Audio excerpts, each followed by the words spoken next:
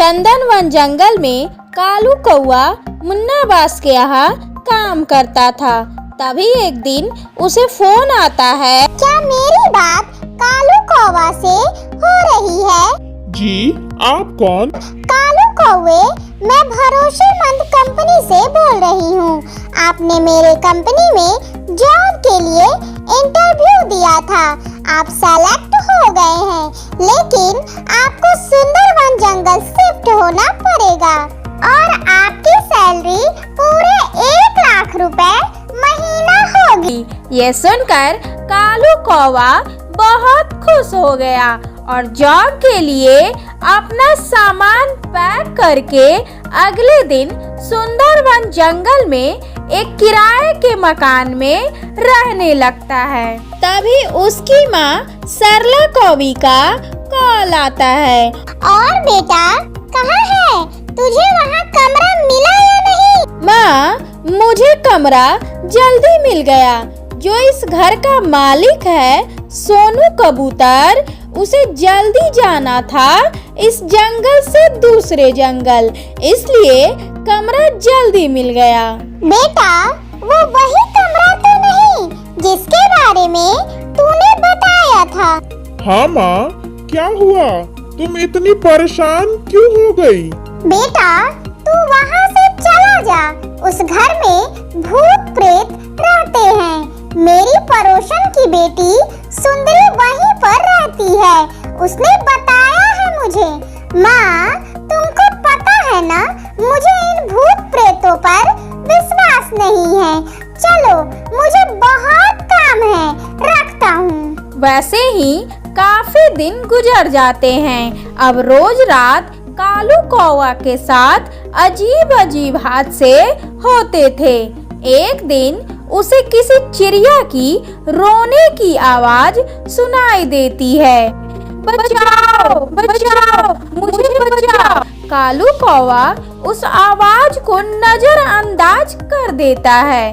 अगले दिन वो अपने पड़ोसी चीकू चीरा के पास जाता है। चीकू चीरा दरवाजा खोलता है।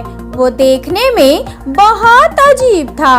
चीकू चीरा, मुझे एक नौकरानी की जरूरत थी जो तुम्हारे यहाँ काम करने आती है।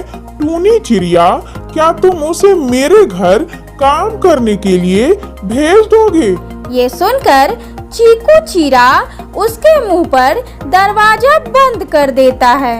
अगले दिन कालू कौवा के घर पर टूनी चिड़िया आती है। जी, कौन? मैं टूनी चिड़िया हूँ। चीकू चीरा ने आपके यहाँ काम पर भेजा है। मैं बहुत अच्छे से काम करती हूँ। साहब, आपको शिकायत का मौका नहीं दूंगी। अब टूनी चिड़िया कालू कौवा के यहाँ काम करती थी। एक दिन काम करते वक्त टूनी चिड़िया की गर्दन जोर जोर से हिलने लगती है। ये क्या कर रही हो टूनी? कुछ नहीं साहब, आप बताइए, आपको कुछ काम था? कालू कौवा इन सब हादसों से डर जाता है और वो घर में पूजा करने की सोचता है। अगले दिन वो पूजा की थाल लेकर पूजा कर रहा होता है। तभी टूनी चिड़िया अपने असली रूप में आ जाती है। कालू कौवा, रुक जा, मेरा पूरा बदन जल रहा। मैं कहती हूँ रुक जा, वरना इसका अंजाम बहुत बुरा होगा। ये देख कालू कौवा डर के मारे घर से बाहर भागता है और भागकर अपने पड़ोसी चीकू चीरा के पास जाता है। चीकू चीरा, जल्दी बाहर आओ। तुम्हें पता है, टूनी चिड़िया एक नौकरानी नहीं है, वो एक चिड़िया की आत्मा है। हा हा हा हा, मैं जानता हूँ, क्योंकि वो मेरी ही बीवी टूनी चिड़िया है। मैंने उसे तुम्हें मारने के लिए भेजा था। टोनी चिड़िया उड़ते हुए आती है। उस घर में मुझे मारा गया था। उस घर में जो आएगा वो बचेगा नहीं। हम उसे मार देंगे। अब तेरी बारी है कालू कौवा, अब तुझे कौन बचाएगा?